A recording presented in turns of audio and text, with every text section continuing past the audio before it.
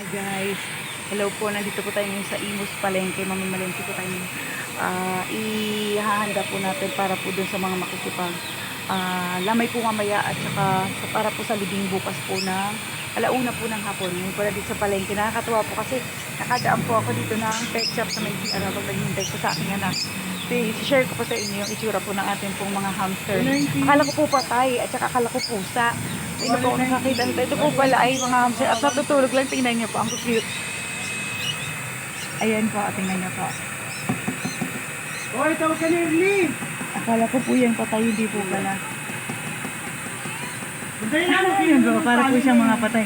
Pero hindi po.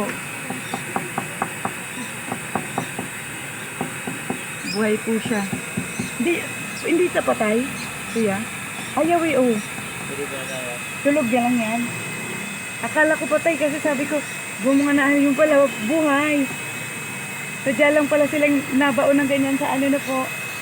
Sa dayami.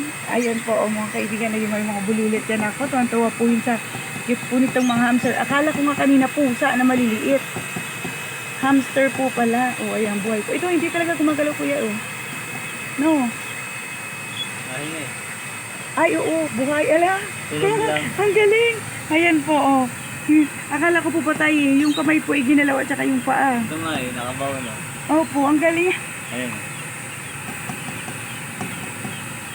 Oh, parang living dead itong mga itong galing eh. Oh, ang cute. Ayan na yung malaki niya, kuya. Yan na yung malalaki niyan. Yan na ata. Nabuhay na, no? Hindi ko alam nasa ngayon. Ayun po, may mga isda po. Ang cute, oh. Ang ganda. Ganyan ata pag matandaan na ganyan. Opo, iba na talagang ano na siya. Parang naghahalong rabbit na maliit at daga. Ano po? Ayan guys, oh. Ang galing po ng kanilang rabbit. Oh, kuya, baka nag-YouTube ka dyan. Pa-subscribe naman tayo, kuya.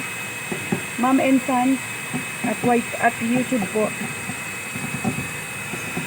Ayan, guys, ang ganda. Ang cute. Naku, parang ang sarap damputin.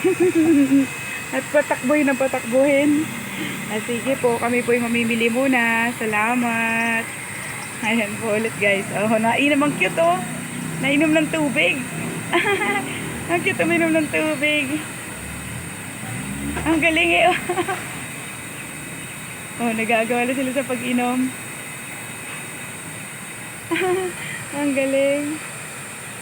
Sige po. Susunod na lang po ulit.